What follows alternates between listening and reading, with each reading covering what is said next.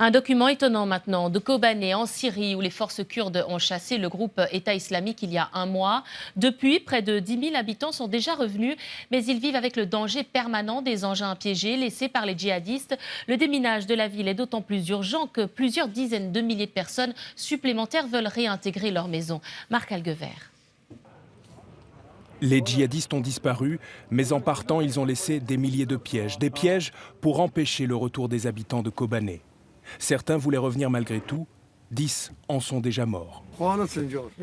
Nous avons dit à notre voisin de ne pas revenir chez lui. Il est entré dans sa maison et tout a explosé. Celle-ci est encore debout, mais impossible d'y vivre pour l'instant. Ici, il y a un piège sous le coussin, prêt à exploser, juste sous le tissu.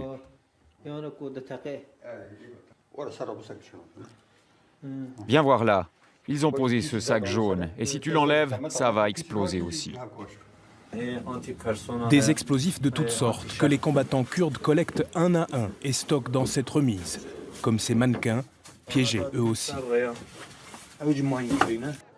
Les miliciens kurdes, de leur côté, se sont engagés auprès de l'organisation suisse Appel de Genève à ne pas employer de telles méthodes.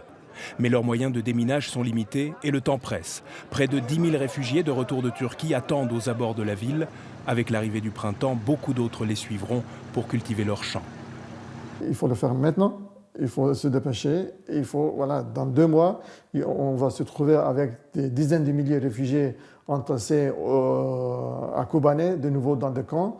Et ils vont se précipiter pour aller voir leur maison, leur village. Donc partout, il y a danger. L'organisation espère une mobilisation internationale pour rendre Kobané à ses habitants, une opération qu'un jour il faudra mener dans le reste de la Syrie.